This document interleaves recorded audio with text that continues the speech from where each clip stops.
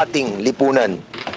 Hindi natin maikakait ang malalim na pinsalang dulot ng peking balita, cybercrimes, lalo na kung ito ay patungkol sa kalusugan, seguridad ng bansa, terorismo, child sexual abuse o exploitation, natural na kalamidad, public emergency at integridad ng ating mga demokratikong institusyon.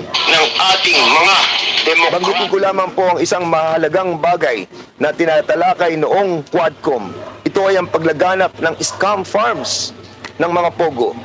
Nakita natin na ang mga pogo ay gumagamit ng mga social media upang maglabas ng pekeng job offers at makapag-recruit ng mga kababayan natin na walang kamuang-muang at mabilis na naaakit sa mataas na sahod at magagandang benepisyo na pinangako ng pogo recruiters.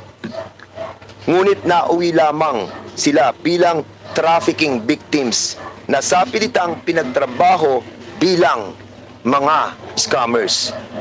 Isa itong ehemplo na nagpapakita ng kahinaan ng ating mga batas at kakulangan ng proteksyon ng ating mamamayan laban sa mga panloloko sa internet. Mismong ang pag-iit ng ating pagmamay-ari ng West Philippine Sea ay apektado sa paglaganap ng kasinungalingan sa SOCMED. Sabi nga ni Justice Antonio Carpio, ang pag-angkin ng China sa West Philippine Sea ay maituturing na fake news of the century. Ang mga Pinoy na trolls naman na nagpapalaganap ng maling impormasyon tungkol dito, pwede ba nating ituring bilang mga traidor ng bayan? Marahil ay kinakailangan nating amyandahan ang ating mga batas, unang-una na Republic Act number 10175 o ang Cybercrime Prevention Act of 2012. Marami mga panukalang batas ang nilagdaan ng aking mga kasamaan sa Kongreso. At ako mismo, naghain ako ng House Bill Resolution number 543 na naglalayo na maitatag ang social media regulation upang maprotektahan ang ating mga kabataan. Kinakailangan natin ang mga makabago at naangkop na mga polisiya at patakaran laban sa disinformasyon. Kailangan natin suriin mabuti kung paano maitatag ang fact-checking at content moderation sa ating mga social media platforms. Higit sa lahat, kinakailangan natin magkaroon ng isang makabuluhang diskurso patungo sa online safety at digital literacy. Lahat yan sa bawat Pilipino. Sa pamamagitan ng malawakang talakayang ito sa Kongreso, maging layunin natin na magkaroon ng public awareness at makadagdag sa kalaman ng ating kababayan ukol sa disinformasyon. Hinihikayat ko po ang lahat ng narito sa ating pagpupulong na sikaping makamit ang layuning ito. Sa inyong lahat, maraming salamat po. The Chair now recognizes Congressman Chairman Thank you, Mr. Chair. Pimentel, you're now recognized. Good morning to everyone. Today, we gather to address a pressing issue that is increasingly permeating our digital landscape: the pervasive spread of fake news on social media platforms. As we delve into this inquiry, it is essential to underscore the critical implications that misinformation has on public discourse, democratic processes, and societal cohesion. Social media has transformed how we communicate and access information. It provides unprecedented opportunities for dialogue and engagement, allowing voices from all walks of life to be heard. Yet, the same platform has become a fertile ground for the rapid dissemination of falsehoods and misleading narratives. The consequences of such misinformation are profound, influencing everything from public health decisions to electoral outcomes and undermining trust in our institutions and each other. As lawmakers, our role is not only to understand the scope and nature of this phenomenon, but also to consider our responsibility in creating a framework that protects the integrity of information while respecting the fundamental principles of free speech. We must tread carefully, ensuring that our legislative responses do not inadvertently stifle legitimate discourse or infringe upon the rights of individuals. This inquiry seeks to illuminate the dynamics at play between social media, fake news, and the public. We aim to gather insights from experts, stakeholders, and the public at large, examining the efficacy of existing regulations, the accountability of social media platforms, and the potential for new legislative measures to combat misinformation. We must ask ourselves, what constitutes fake news? How can we differentiate between misinformation and legitimate debate? What role should media companies play in monitoring and curbing the spread of false information? And crucially, how can we empower the public to critically engage with information they encounter online? Together, let us strive to find solutions that not only address the challenges posed by fake news, but also foster a vibrant, informed, and responsible digital citizenship. Our discussions today and in the days to come will shape the path forward in this vital area, and I encourage you to contribute your insights and perspectives in this hearing. Thank you and good morning to everyone. The next to deliver his opening remarks is the chairman on Committee on Public Information and Communication Technology. Committee on Public Information, chaired by Congressman Chairman Joboy Aquino. Now you are recommended, sir. Thank you, Chair. Good morning to all of you. Let me thank our colleagues, resource persons, and everyone in attendance today as we try to understand and address the rampant spread of disinformation on social media. In today's digital era, its speed and impact are unprecedented, which compels us to address this head-on. Intentionally misleading information poses significant risk to our society, undermining public trust, threatening public safety, and influencing public opinion. We share a collective responsibility to address this challenge effectively. As I understand, we have representatives from different sectors, and our goal is to strengthen collaboration and explore approaches to counter disinformation. Each of you bring unique expertise and insights.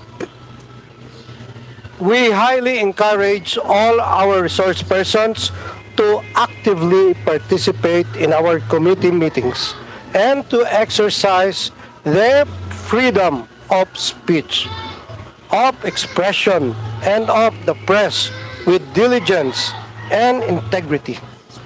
As we engage in meaningful discussions, let us uphold the highest moral and ethical standards, recognizing that all freedoms and rights come with a responsibility to use them wisely.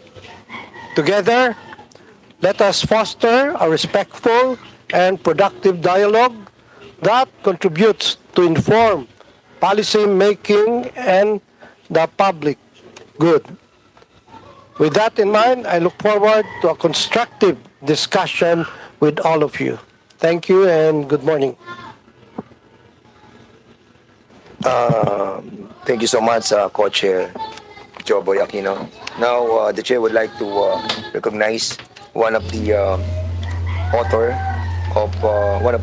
of House Resolution number 2147, Senior Deputy Speaker Don Gonzales. Now, you are recognized, sir.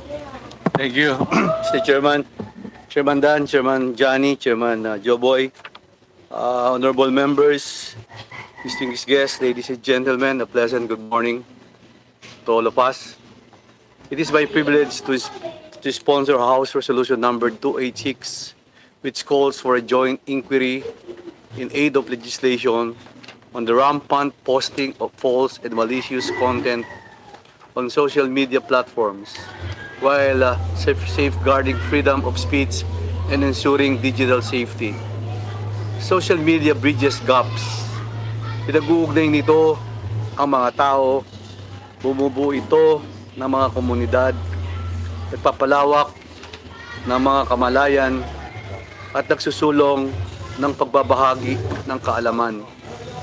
According to online article by Data Reportal, the Philippines was home to 86.75 million social media users in January 2024.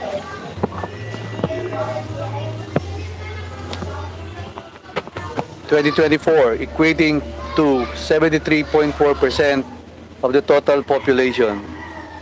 At sabi naman ng Foundation for Media Alternatives, ang Facebook ay ang pinakamura at pinakamadaling ma-access dahil ang ilang mga network ay inaalok ito ng libre bilang bahagi ng kanilang data plan. Ngunit, sa kabila ng napakaraming benepisyong kakibat nito, social media can also be used as a conduit of inappropriate content. We all experience browsing our social media platforms, and more often, we come across racist, sexist, homophobic, religious, and political-based hate contents. Ang mga mapanirang nilalaman na ito ay naglalagay sa panganib sa kaligtasan ng publiko sa pamamagitan ng maling impormasyon, online harassment, mga panlilinlang at iba pang anyo ng cyberbullying.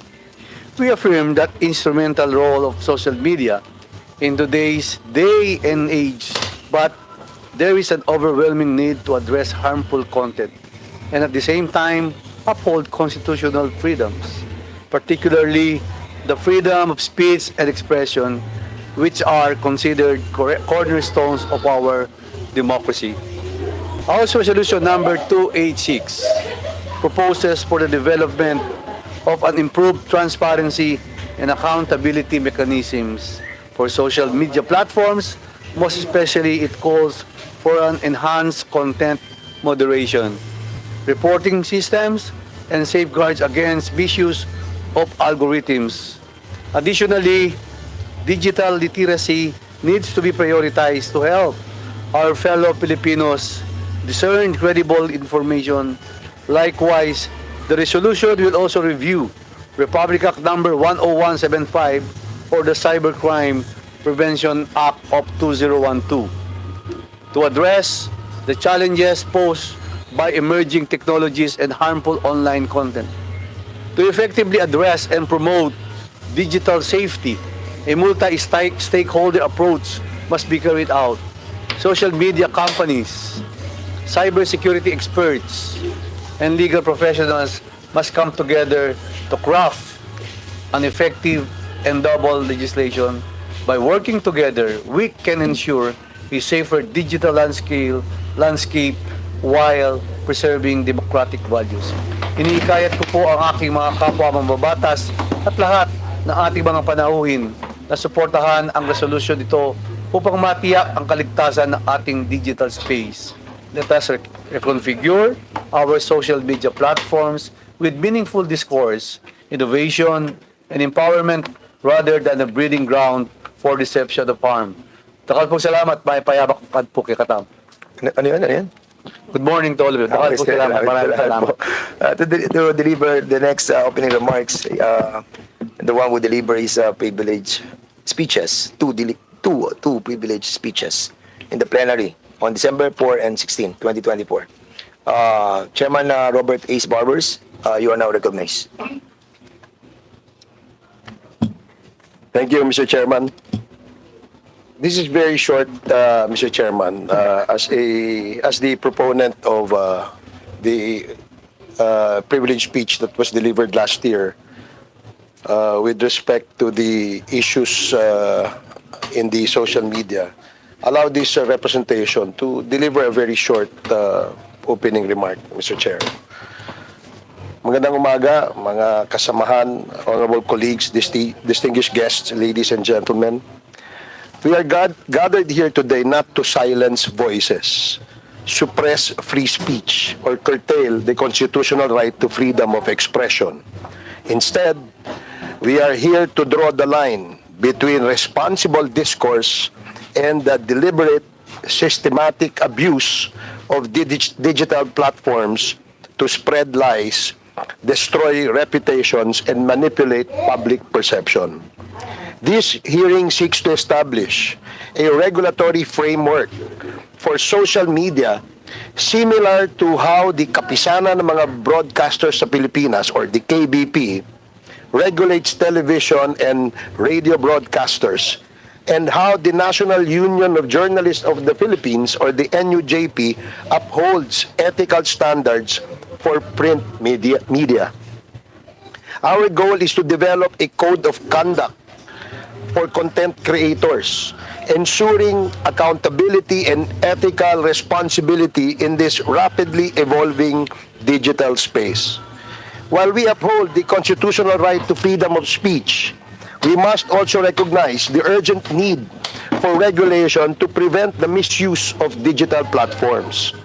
The lack of oversight has allowed bloggers and online influencers to freely spread harmful narratives without fact-checking or ethical accountability. To address this, social media platforms like TikTok and Facebook must be treated as legitimate businesses requiring a franchise or accreditation system. By holding these platforms accountable for monitoring and removing defamatory content, we can foster a safer and more responsible digital environment. This measure will not only encourage ethical content creation, but also curb the spread of libelous and misleading information. Just as traditional media operates under legal and ethical standards, bloggers and online influencers must also be subject to similar regulations to prevent the reckless dissemination of falsehoods. In recent years, we have witnessed the alarming rise of trolls, bloggers, and malicious online actors who, under the guise of exercising free speech, systematically spread fake news and engage in character assassination. These individuals and groups, operating with seeming impunity, have poisoned public discourse and in many instances tarnished the reputation of those who dare challenge their narratives.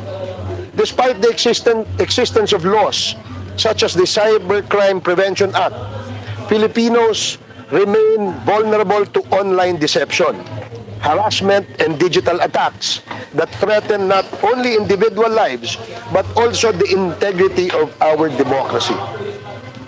The reality is that these network of trolls are not simply expressing opinions.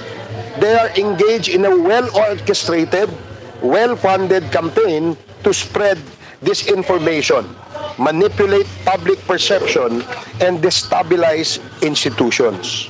The sources of funding for these operations remain in the shadows, possibly linked to illicit activities such as POGO operations or criminal syndicates. These financial resources are weaponized to create chaos, erode trust in government, undermine the media, and weaken our democratic foundations.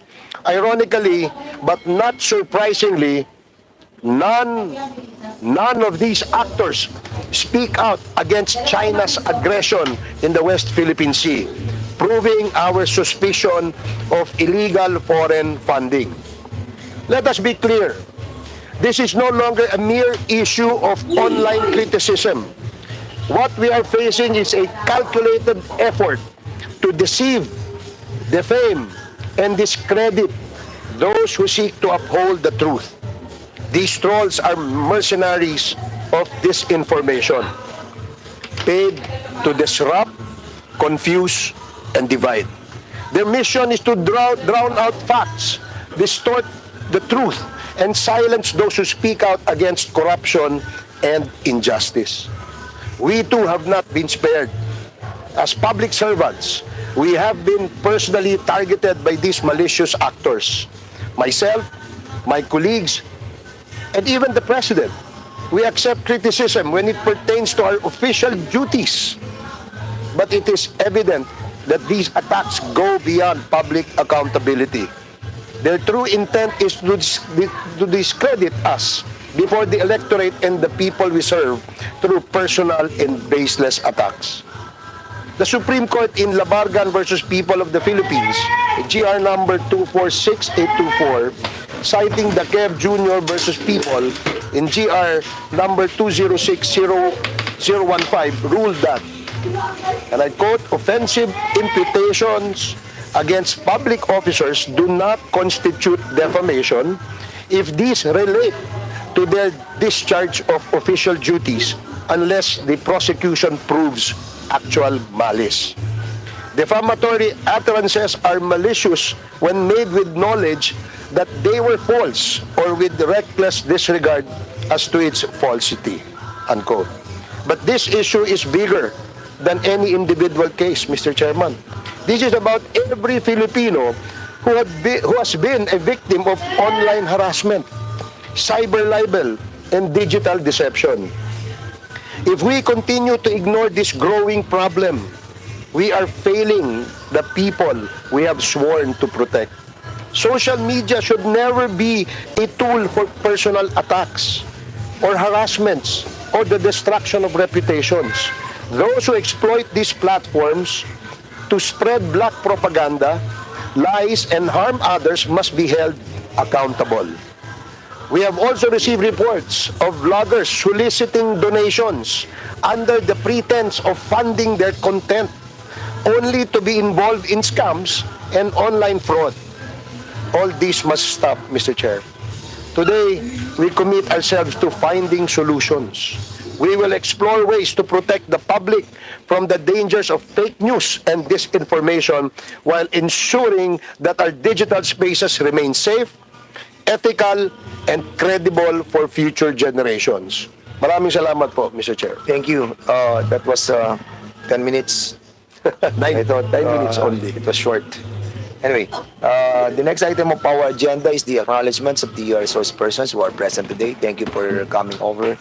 And the COMSEC is hereby directed to acknowledge those personalities. And to those who will not be acknowledged, please approach po yung ating mic and ask to be recognized by the chair. Thank you so much. COMSEC, please. Thank you, Mr. Chair. Good morning again. The following resource persons are present from the Department of Information and Communications Technology, Undersecretary Jeffrey E.N.D., Ms. Christine Applepre, Ms. Michelle Pagalilawan, Mr. Renato Del Rosario, and Attorney Don Josef Tiansay. From the Cybercrime Investigation and Coordinating Center, Undersecretary Alexander K. Ramos.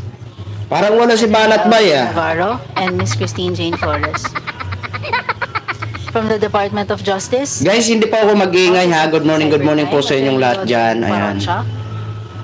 Para mapakinggan nyo po ha. Salamat sa mga nandito ha. Uy. Apologies, sir. From the Department of Justice, Attorney Rodan Parocha of the DOJ Office of Cybercrime, with Head Agent Ina Marie Feliz Protasio Ladislao, and State Counsel Attorney Kirshen Bautista. From the National Bureau of Investigation, Attorney Van Homer Angluben. From the National Telecommunications Commission, Attorney Andres Castelar Jr. From the Philippine National Police, Police Brigadier General Bernard Yang of the PNP Anti-Cybercrime Group, with Colonel Columbo Aberia of the ACG, Police Lieutenant Colonel Anacleto Daliva of the PNP Legal Service, Colonel Nova De Castro Agripay, the Chief of the Legal Affairs Division of the ACG, and from the University of the Philippines, Associate Dean for the College of Media Communication, Dr. Rachel Ican. From the Center for Policy and Executive Development of the UP, Dr. Enrico Basilio. And Ms. Angela Chavez, also from CPED. Online, we have Attorney Michael Chu of the UP College of Law. And online, we also have Dr. Jonathan Corpus Ong of Global Digital Media and the University of Massachusetts in Amherst. From the Kapisanan ng mga Broadcaster ng Pilipinas, Attorney Rudolph Holarbal. From Vera Files, Ms. Ellen Tordesillas, President and Co-Founder. Mr. Chair, from the social media personalities present that we invited 40 plus, sir. With us today are Attorney Rico Tomotorgo,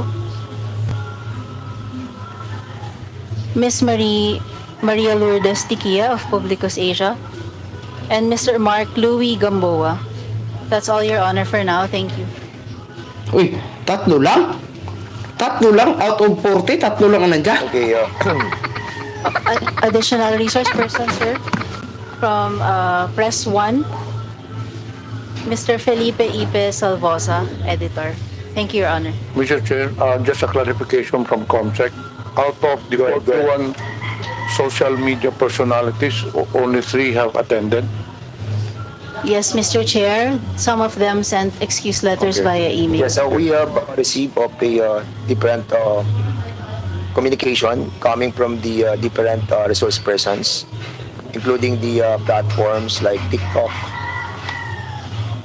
YouTube, Google, and Facebook, Meta, Facebook, and to some personalities who have written us an excuse letter. They want to see or to acknowledge these excuse letters. Siguro isa-isa natin, no, para at least maging fair naman po doon sa mga resource persons who have attended while others have not. So ito po yung mga excuse na galing kay Crisette Chu. I think this is reference to your invitation to joint inquiry. After careful consideration, I would like to respectfully turn down your invitation due to these following reasons. There are so many reasons, and maybe I'll be giving this to the members for their perusal afterwards para makita natin what action to be taken. Also from Aaron Peña, meron din po siyang excuse letter. Yes,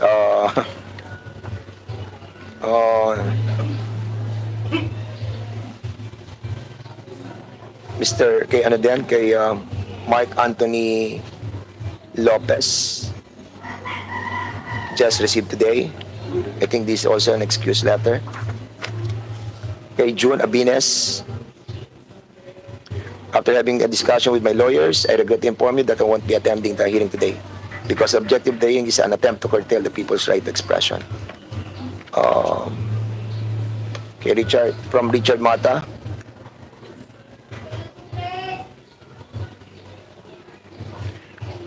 thank you for the invitation. I just received this yesterday, just a day before the event. I consulted my lawyer and was advised not to attend. The late invitation plus the unclear purpose of the event. We support the freedom of speech. We also support it.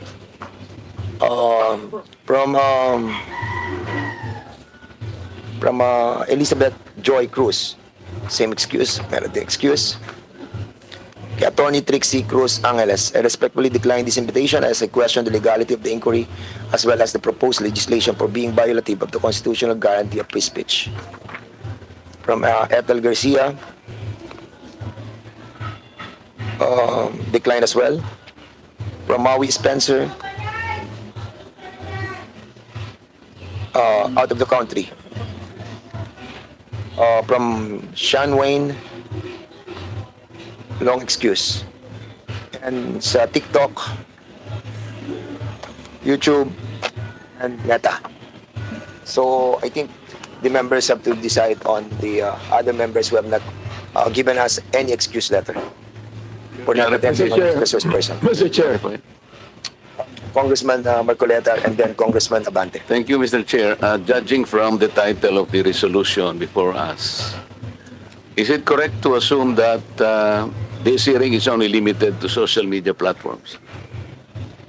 No, of course not. Because the way I see it, it only addresses the problems, alleged problems encountered against bloggers. No, Chairman, Congressman Marcoleta. That's the reason why we have invited as well the government agencies and also the academe and other media outlets who have parameters on. But we have not invited members of the mainstream media, Mr. Chair. We did. And that's the reason why what was the we're reason? asking for the excuse letter as well, because a while ago, the COMSEC have acknowledged the persons of the resource persons who have been invited. Did we invite, Mr. Chair, Philippine Inquirer and Philippine COMSEC, can you please reply to the query of the good gentleman from Sagi Party List? Thank you, Mr. Chair. Philippine Daily Inquirer was not invited, Mr. Chair. How about other social media? How about some other major media outlets? Philippine Star, Mr. Chair. Mr. Chair, KBP was invited, kapisanan ng mga broadcasters sa And the president of the Pilipinas. KBP is here? Yes, sir. Okay. Did that satisfy the query of Congressman Marcoleta? Because I think, Mr. Chair, even the social, not only the social media are supposed to be invited, but also the mainstream media. I am personally victimized by these two popular newspapers, broadsheets. May I cite a particular example just to dramatize, Mr. Chair? Yeah, Mr. Chair. Kaya importante lang sana, gusto ko rin sila marinig ko nandito. What's the point of order? So what's the point of order? We're still in checking all the invitations that was sent to all the invitees. At the same time, Mr. Chairman, some of those invitees are not present. And with regards to the query being made by Congressman Coleta, I do believe that he has a basis for that. And since, Mr. Chairman, the COMSEC has confirmed that indeed Philippine Daily Inquirer and Philippine Star are not invited into today's hearing. Since Congressman Marcoleta is not a member of this committee, may I respectfully move, Mr. Chairman, that in the next hearing we will invite Philippine Daily Inquirer and Philippine Star to expedite discussion, Mr. Chairman. So move, Mr. Chairman. May I know, Mr. Chair, why by Congressman Paduano, and we have to tackle first the motion. We have to tackle the motion. I second the motion. And there's that was duly seconded. Any objection? Hearing none, the said motion is now approved. So, Congressman Marcoleta, your query is valid. Unfortunately, I think it's the fault of the COMSEC for not inviting, because you have to consider as well that we have invited so many already for the bloggers. It was like 40, and we cannot accommodate everybody. And that's the reason why your query is so valid that we will be inviting them in the next hearing. And at the same time, having said that, your story about being victimized of those two broadsheet can be tackled in the next hearing. So the next item. Mr. Chair. Yes, you have the floor right now, Congressman. I just would like to find out if Miss Elizabeth Joey Cruz, aka Joey De Beer, Fidri, was invited. Concept, If he was invited, Mr. Chairman, I'd like point of order, Mr. Chairman. what's the point of order? Once again, Mr. Chairman, the floor is still with Congressman Marcoleta, and is she okay na po ba? Can you, Congressman Marcoleta, with regards to the query that I move to invite Philippine Daily Inquirer and Philippine Star? Yes. Was approved. Well, actually, I have already taken action. I know. Yeah, query of The floor is still with Congressman Marcoleta, and I asked personally Congressman Marcoleta to the chair if he is satisfied with the motion that I have made, Mr. Chairman. And after that, siguro, let's proceed with another member of the House of this committee. Congressman Marcoleta, please. Thank you, Mr. Chair. I still have to include another aspect of inquiry. Kasi hindi lamang po yung social media at saka yung mainstream media. I was also personally victimized by certain survey firms. Nagsasurvey po sila. For example po, yung SWS, kailangan sabihin ko na po. Nag-survey po sila ng third quarter survey last year. And they listed 40 names, senatorial preferences. Nandito po sa akin, ibibigay ko po yung kopya po, reference ng ating committee. There are 40 names mentioned and indicated in that list. Ito po, Mr. Chair. Gusto ko lamang pong i-emphasize na dito sa 4 na pong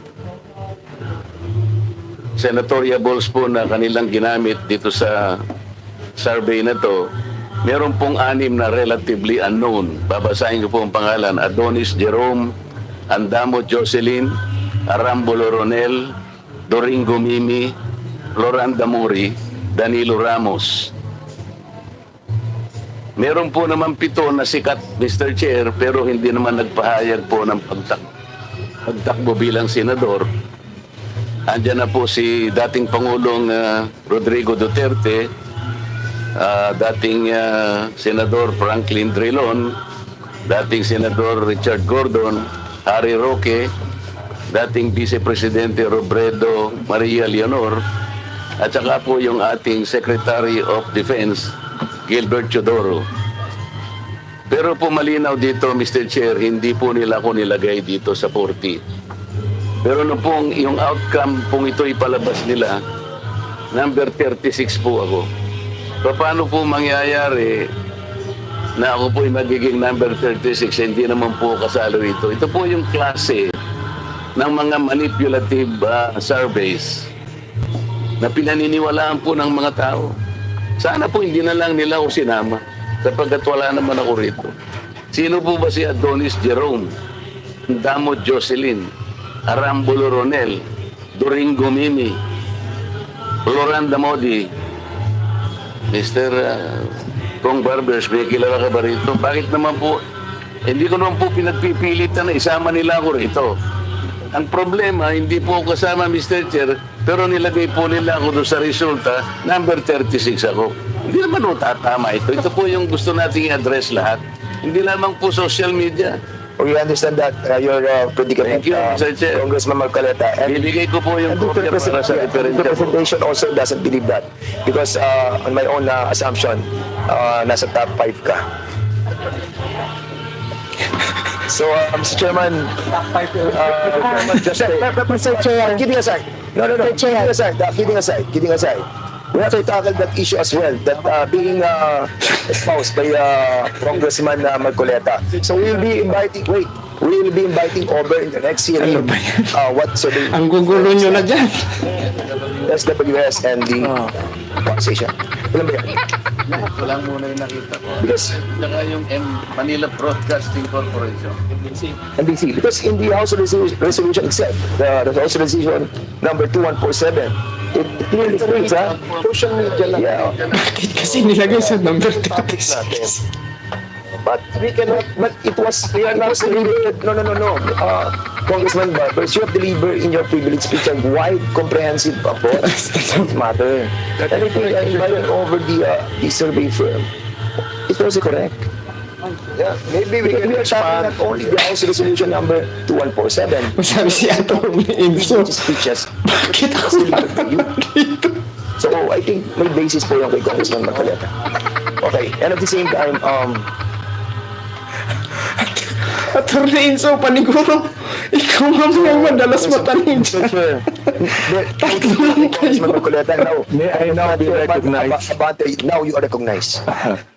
My query is if we have invited certain Elizabeth Cruz, no? aka Joey DeVibre, Mr. Chair. If we have invited her and she has an excuse letter, may I know what was the excuse, Mr. Chairman? Consec, please answer the query of Congressman Abante. Please.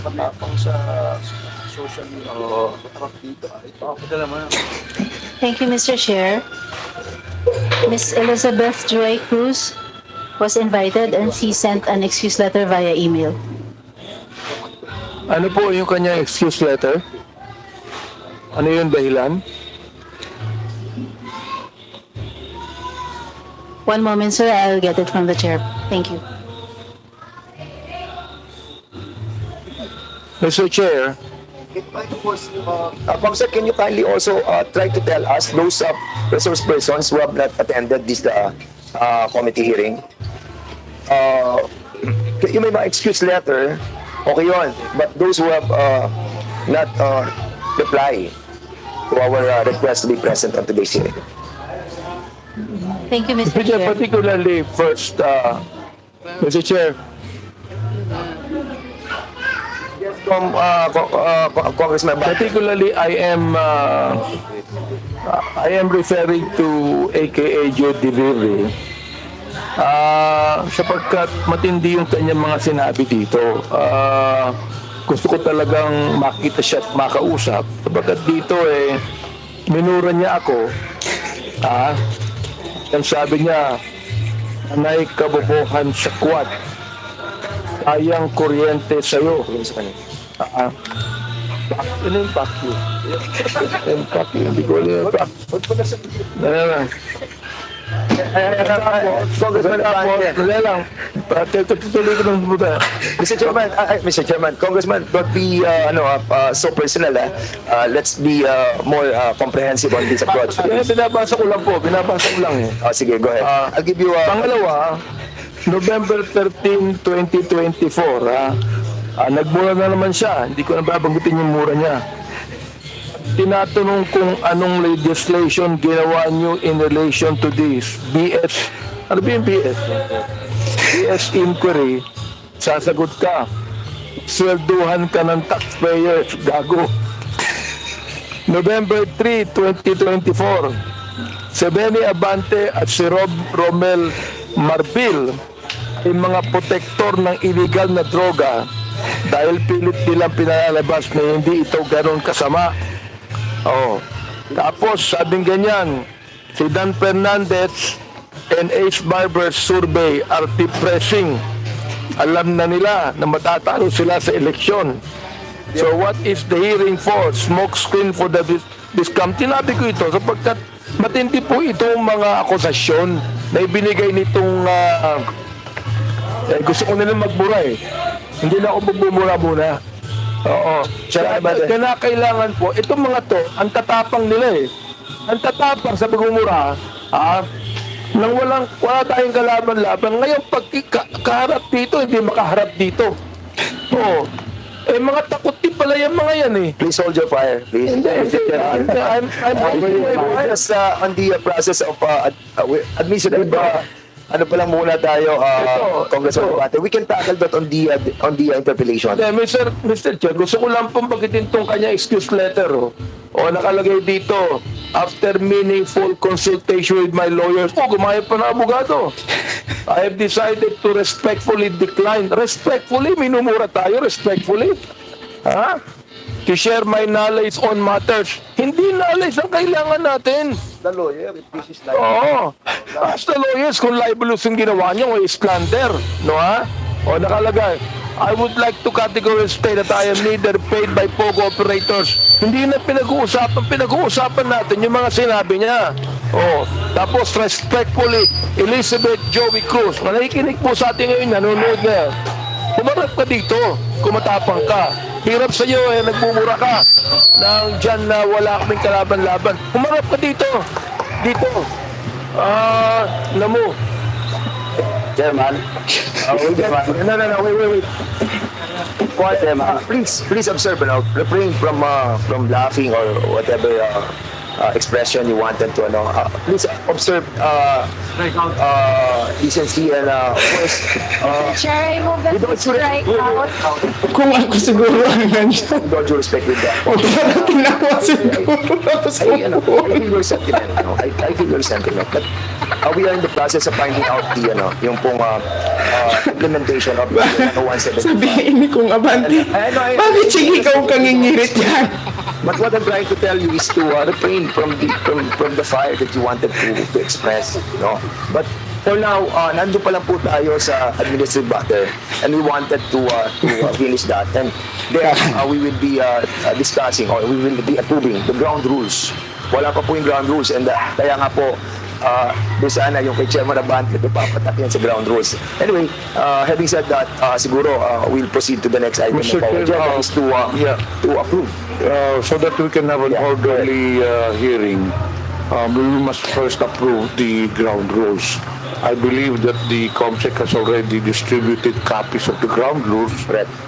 to the members present. So therefore, Mr. Chair, I move to approve the ground rules.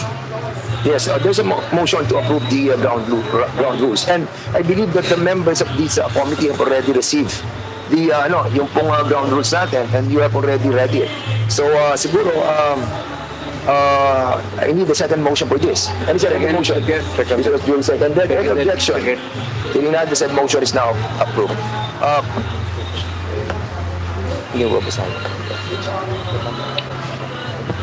So the next item of our agenda is for all the... Mr. Chair, Yes, Congressman Zamora. I would like to reiterate my earlier motion to strike out the expletive that was mentioned by my idol, Representative Abante. Earlier. Second motion. Mr. Chair, Second motion. I object because it was not expletive. Sinabi ko lang, namo. That can mean anything. Anything.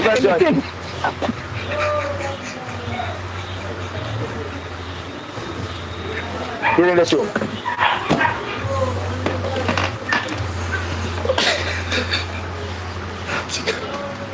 Si Congressman Abante. That is the... Huh? Yeah, it was seconded, Mr. Chairman. And the objection with Congressman Abante, it's up to the members if they will vote for it. With the objection with Chairman Abante. 1 minute suspension. Suspension na agad.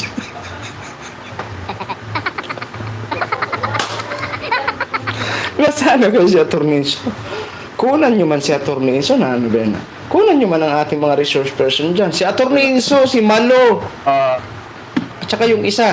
Tatlo lang talaga sila. So there's a motion to strike out the word that was delivered by Congressman Abante, and this was duly seconded. Any objection? Hearing none, that motion is approved. Mr. Chair, I would like to manifest na because it was a motion made by she's just like a daughter to me because her father is a very good friend of mine. So I would like to withdraw my objection, although it is not actually an expletive. Yeah. But I'm withdrawing it for the sake of the motion, Mr. Chair. So the next item of our agenda is the administering the oath of the resource persons. Those who have been invited to attend this committee hearing, please stand up, and the COMSEC is hereby directed to administer the oath of the resource persons.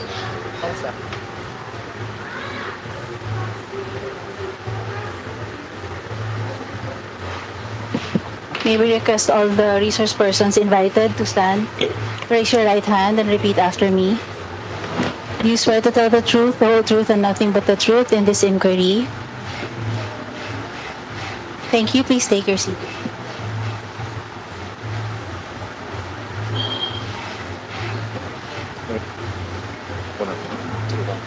Mr. Chair, once again, we would like to have an orderly proceedings of the hearings. So therefore, we have some reminders to the members because after this, we will now proceed to the deliberation and discussion. Please be reminded that pursuant to our ground rules, House members shall register with the committee secretary and shall be recognized on a first-to-register basis. Members shall be given 10 minutes each for their interpellation, excluding the answers of the resource persons. No member, except the chairpersons or the presiding officer and the senior deputy speaker, shall be allowed to speak or make interjections during the course of the interpellation of a member unless and until recognized by the lead chairperson or the presiding officer. Lastly, we enjoin everyone to observe proper decorum and basic courtesy in our proceedings. Please address your questions to the co-chairs and wait to be recognized. Thank you. Thank you so much, Co-Chair Pimentel. Chairman. So, muna tapos doon. The next is Chairman Aquino for the discussion proper. Please discuss it. Yes, thank you, Mr. Chairman. With the permission of my co-chairs, I would like to propose that we first hear from the academe, then government agencies and independent media organizations to give us a situation on the social media landscape. Each presenter shall have 10 minutes. Thank you. So the proposed flow of discussion, una po yung academe, si Dr. Jonathan Ong, then academe muna, then government agencies, then the independent media organization. This will be the flow of our discussion. But for the meantime, going back to the administrative matter, Congressman Chairman Chairman Paduano, have something to say? Thank you, Mr. Chairman. Just a matter of procedure, Mr. Chairman. And a protocol of every committee hearing, Mr. Chairman. All resource person being invited in every hearing and absent should have an excuse letter or explanation. And if that excuse letter is valid and acceptable to the committee members, so we will just invite them to the next hearing. But for all those resource persons with an excuse letter or without an excuse letter, they should be invited through a show cause order for the next hearing, Mr. Chairman. So that's a matter of protocol and procedural in every committee hearing, Mr. Chairman. That's why I want to go back to the invited guest that was mentioned by Congressman Abante. And it's up to Congressman Abante what will be the next step for this committee for his or her invitation in the next hearing. I just want to make it clear, Mr. Chairman, that all invitees who are not present in today's hearing the committee should have a proper disposition with regards to their invitation, Mr. Chairman. Thank you, Mr. Chairman. So what's the pleasure of the body? Mr. Chair, in relation to what Congressman Paduano said, may I know if we're going to invite again those social bloggers? What's the pleasure of the body for those who have been invited and have not written us any excuse letter? Well, to me, Mr. Chair, to me, Mr. Chair, Yes, go ahead. let us invite them again. If they don't show up or make an excuse letter, then I'll make a motion that we issue a show cause order on them. So there's a manifestation by Congressman Abante that those who have not written any excuse letter will be invited again in the next hearing. Actually, hindi to motion, but it's a procedure that is being governed as, no? So, doon sa mga resource persons na hindi po nakarating, na hindi nagpadala ng mga excuse letter, you are being invited again in the next hearing. And for those who have written an excuse letter, what's the pleasure of this body on the excuse letters that they have sent us? Because they have written as letters. Mr. Chairman, kasi po, in our procedure, depende po sa content ng excuse letter, if it is valid or not. That's why, I suggest, kaya lang, tumatagal tayo dito, I suggest sana na we will discuss each and every excuse letter. Kasi magkaiba po reason at saka content ng letter. Correct. Diba? For example, in the case of the person that was mentioned by Congressman Abante, ganun po yung sagot niya. Shall we invite her? Babae ba? Shall we invite her again or issue a show cause order? For me, Mr. Chairman, that is offensive and we should also issue a show cause order for her.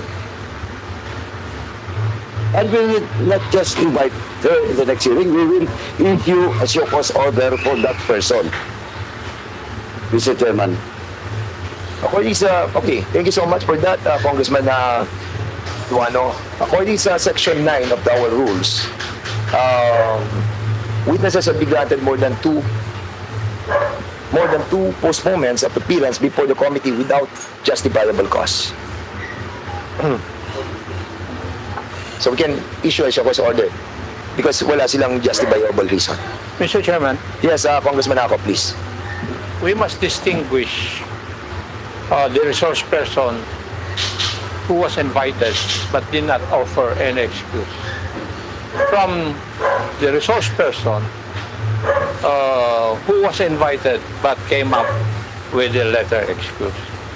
So why should we treat them the same? According to our protocols, as we have done in the previous committee hearings, those invited persons who did not offer any excuse, the next order is for them, for the committee to issue a show cause order to explain why. And for those people who offered an excuse for their absence, it's up for the committee to determine whether the excuse is acceptable or not.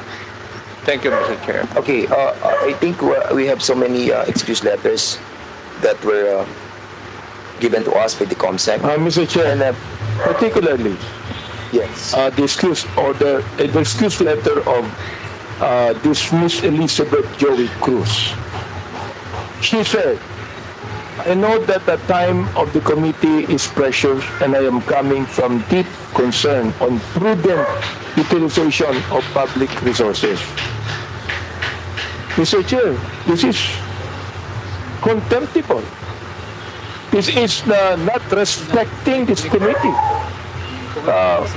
Ay, yung ano yan, yung babae na minura-mura nga siya. Of public resources. Yung babae. I therefore make Si a Joey motion, Cruz. Mr. Chair, that we issue a show cause order on this Elizabeth Joey Cruz. I move therefore, Mr. Chair. So there's a motion to issue a show cause order to that resource person. What's the name? Elizabeth Cruz. And there was a second motion. Any objection? Hearing that, the said motion is now approved. Yun po yung merong excuse letter. And there's still a lot. Like, for example, yung kay Sean Wayne, kay Maui Spencer, kay Ethel Garcia.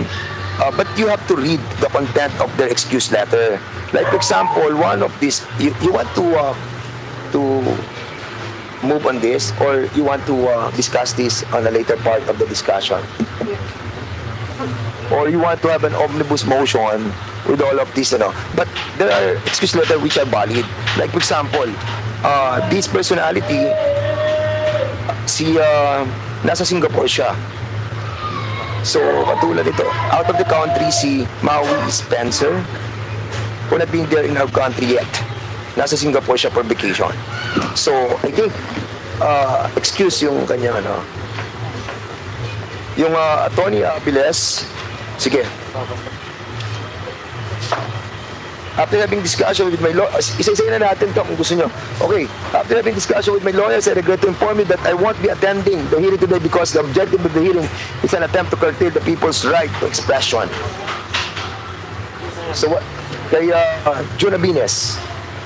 With that excuse letter, Mr. Chairman, I found it not valid and I moved to issue a show cause order for that Junabinas, Mr. Okay, Chairman. there's a issue a show cause order to this resource person. Any second motion? Second. There's a second motion. Any objection? Hearing none, the said motion is now approved. Okay, Mr. Chair, if I may, Go ahead. Mr. Chair, para lang doon sa mga nanonood, ito pong hearing na ito ay hindi para kitilin o isuppress yung freedom of speech nila. Wala ho kaming ganong layunin.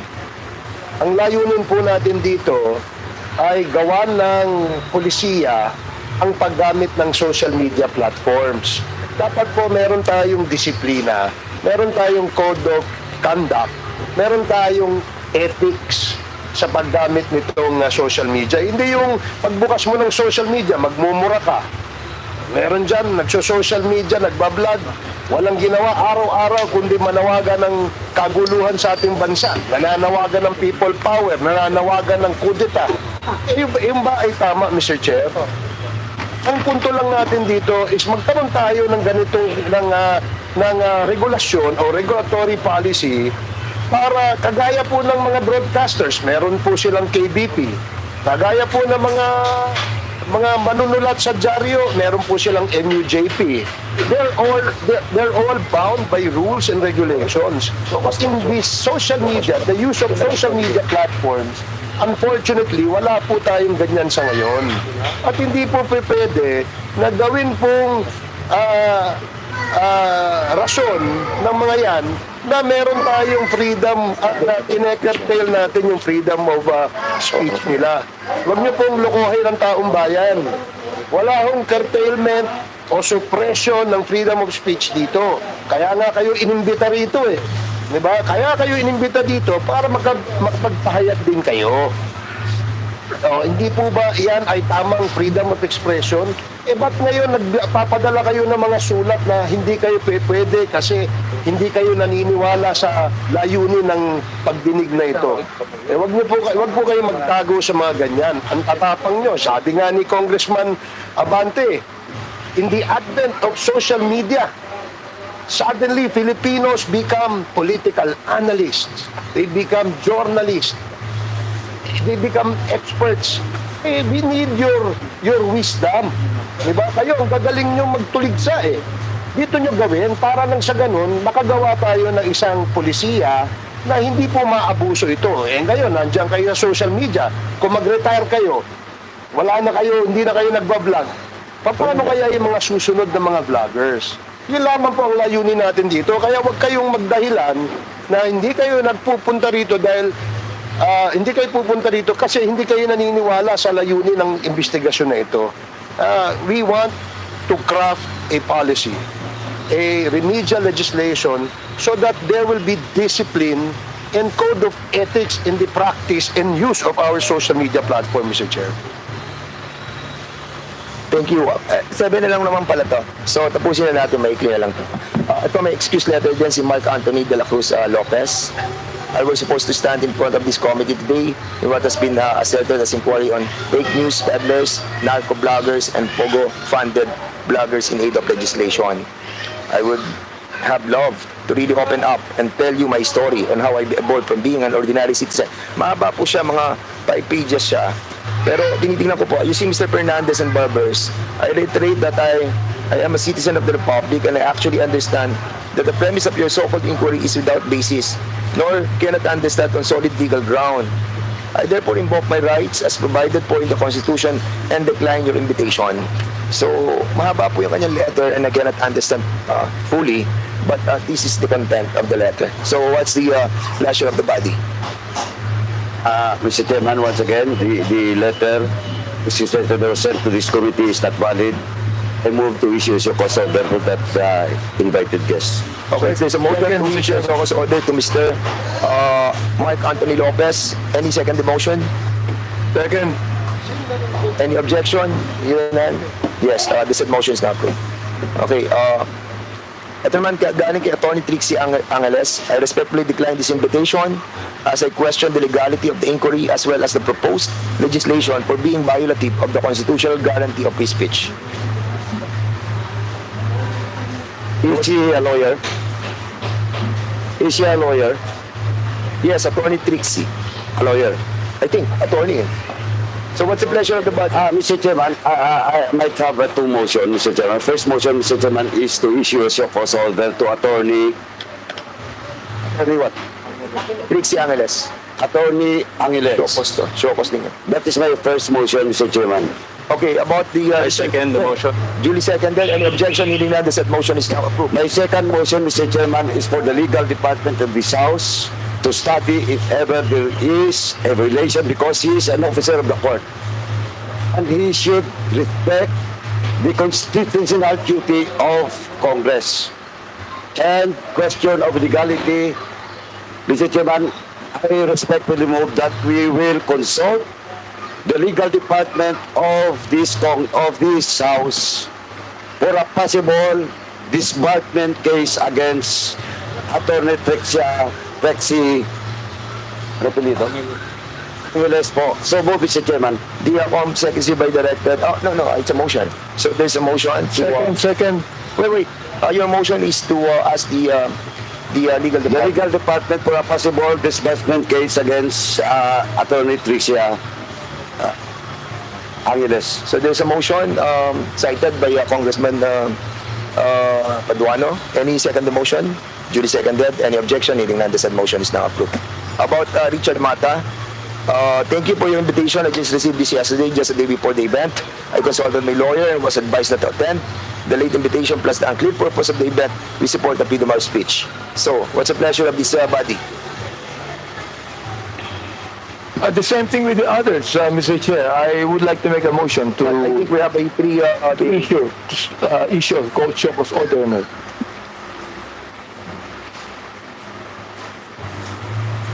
There's a motion. Any second the motion? Duly second. Any objection? Hearing none, the said motion is now approved. About the Aaron Peña. While I initially wanted to accept, I would like to respectfully decline your invitation to share my knowledge on matters that were raised by Representative Ace Barbers in his privileged speeches. Last year, after a series of consultation with my lawyers, I would like to categorically state that I'm neither paid by POGO operators nor drug lords, and so my knowledge is not used for the goal of the joint committee. Same thing. Motion. Mr. Chairman, I move to issue a show cause order for... There's a motion to issue a show cause order to this person. Any second the motion? Second the motion. Duly seconded. And objection, hearing none, the said motion is approved. And Kisette Chu. This in reference to your invitation to the joint inquiry congressional hearing on social media. After careful consideration, I would like to respectfully turn down your invitation due to these following reasons. Mahaba po yung reasons. 4 pages.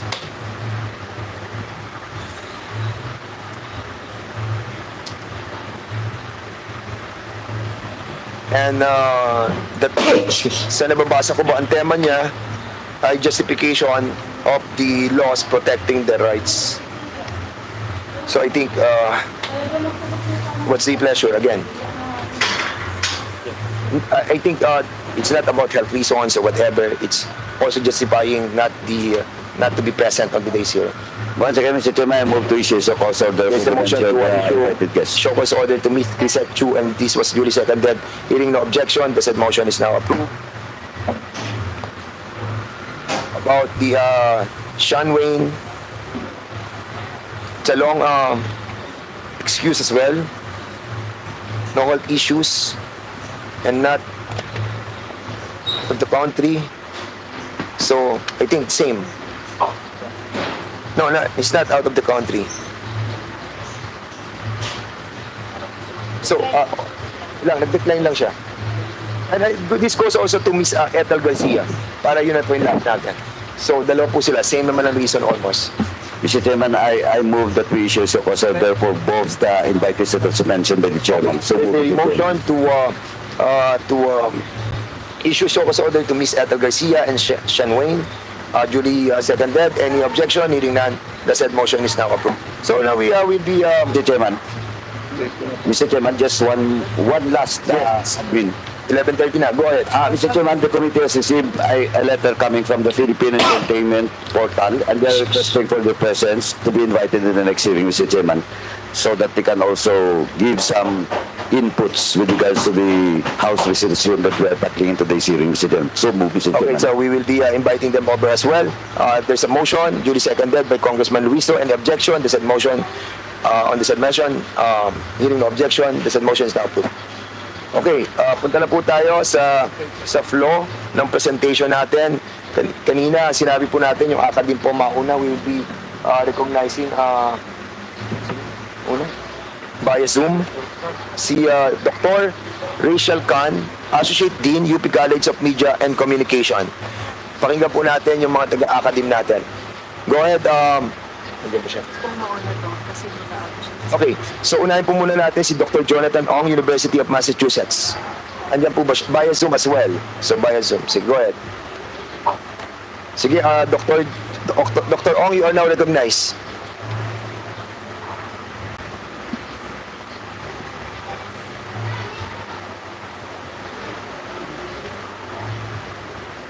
Sige, Dr. Ong, you are now recognized. Please proceed.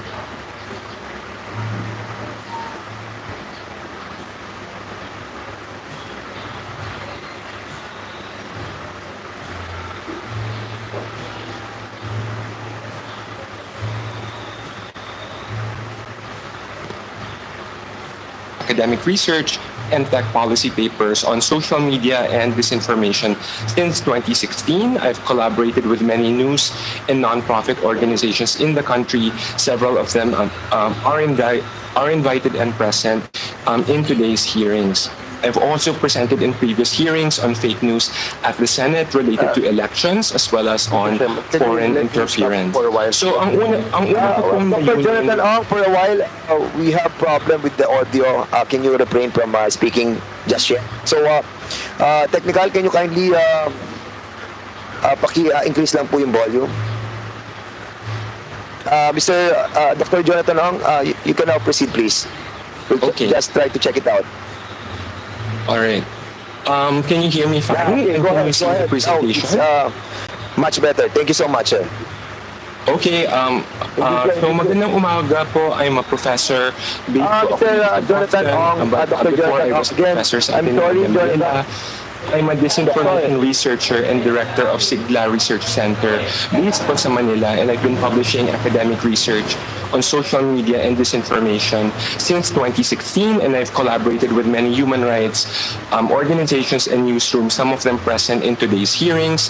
I've also presented at the Senate on fake news and elections, as well as on foreign interference.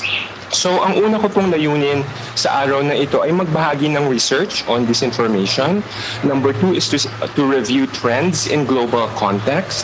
It's important to conduct comparative research with our neighboring countries kung ano-ano na nga ba yung mga effective solutions based on other countries' direct experiences, including with legislation. Pag-usapan po natin kung paano maaaring suportahan at posibleng pondohan ng gobyerno ang iba't ibang mga interventions. Third, it's important that we share lessons of what has worked and what hasn't in the Philippine context, and what risks that researchers, journalists, and other organizations in this space have been facing.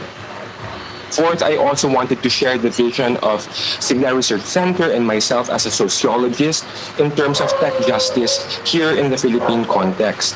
So my colleagues advocate for tech justice solutions that are sustainable, long-term, and aligned with our country's cultural context. So first, I wanted to share this free and open access resource for policymakers and also educators curated by Sigla Research Center. You can visit siglaresearchcenter.org and check out this research archive. Ito pong research archive collects many professors' previously published research and policy papers on disinformation in influence operations. So na-publish na po siya sa iba't ibang bansa, pero na-collect po siya dito sa research archive. Altogether, and reviewing all of them, you can learn about trends across 3 election cycles from 2016, 2019, and 2022 elections. Most recently, we have one paper that also summarizes trends across all 3. Some of you might know that as a sociologist, my specific methodology has also been focused on understanding the business of disinformation for hire. Ito po yung paano magpatakbo ng digital operations during elections and yung mga kampanya, at kung ano-ano yung mga klase ng operators na kumikita ng pera from disinformation campaigning. We also include papers in this archive led by other academics such as Fatima Gao, who discussed influencer marketing and paano kumikita ng pera ang mga influencers bawat halalan using advertising technology of social media platforms. Finally, we have collected research about counter-disinformation actors in the Philippines and kung ano-ano yung mga interventions na na-implement dito sa ating bansa. So, baka may mga nakakaalam na po sa inyo itong research paper published noong 2018 entitled Architects of Network Disinformation. I was asked to share this with you again today. This research was co-authored with Jason Cabañas, and this analyzed the behind-the-scenes work of disinformation campaigns, how they are organized, the different kinds of workers involved, who sets the agenda, and who executes the campaign.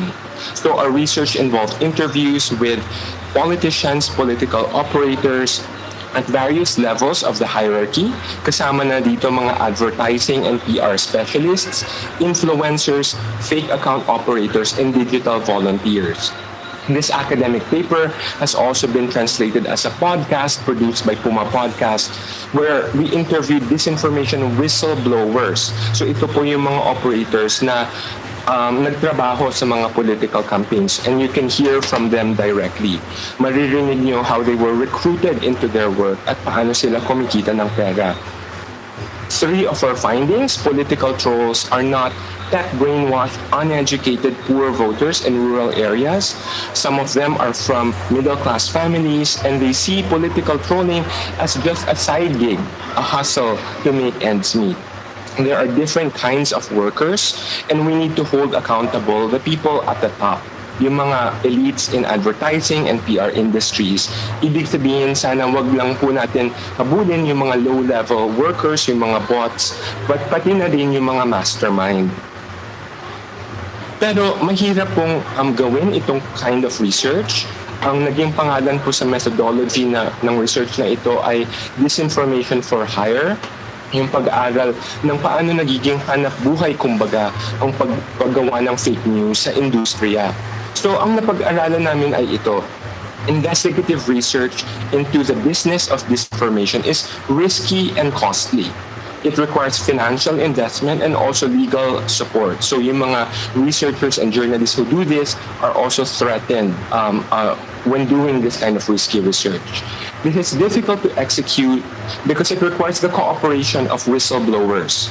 Ibig sabihin, hindi lang ito monitoring kung ano yung nakikita natin sa social media. Kailangan may ma-invite tayo na magpa-interview sa mga researcher ng mga tao na insiders talaga sa industriya.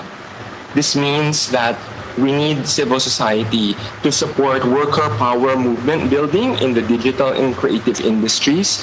Kailangan ma-encourage natin sila at magkaisa, mapag-usapan ng ethics or lack thereof sa industriya.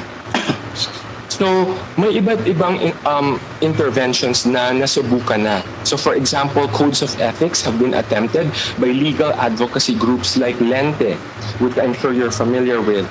Unfortunately, these attempts have had very little buy-in from advertising and PR agencies themselves because it threatens their ways of working and their bottom line.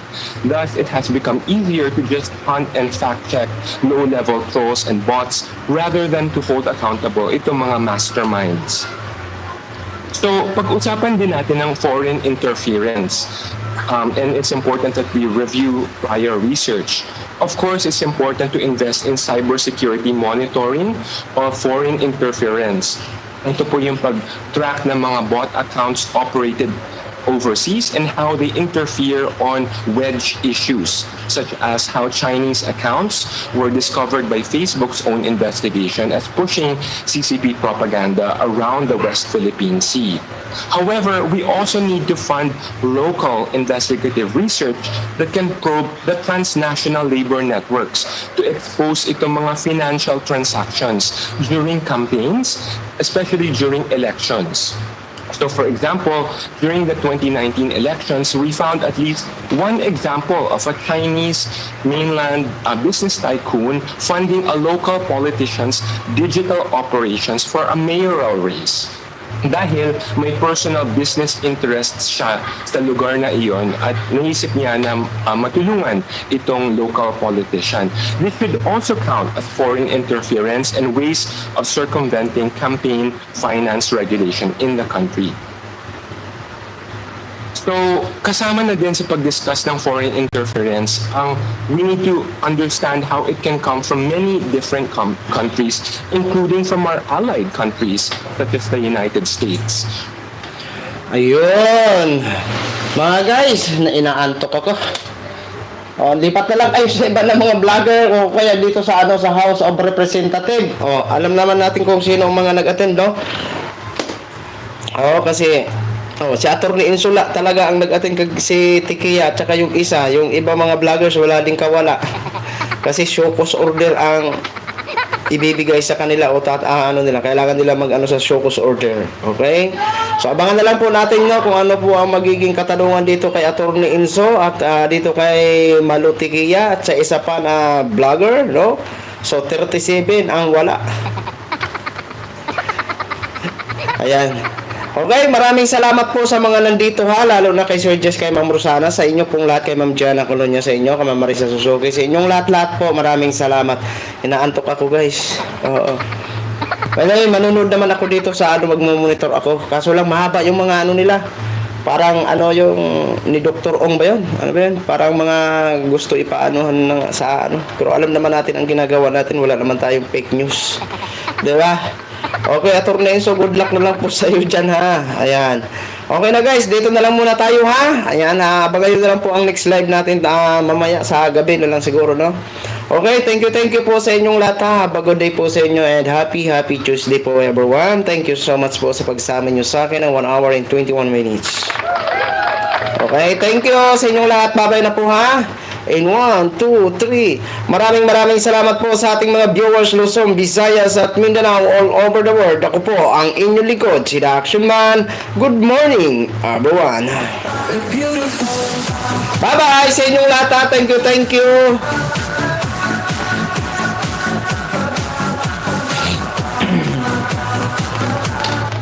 Bye-bye. Thank you, Ma'am Jana. Bye-bye po.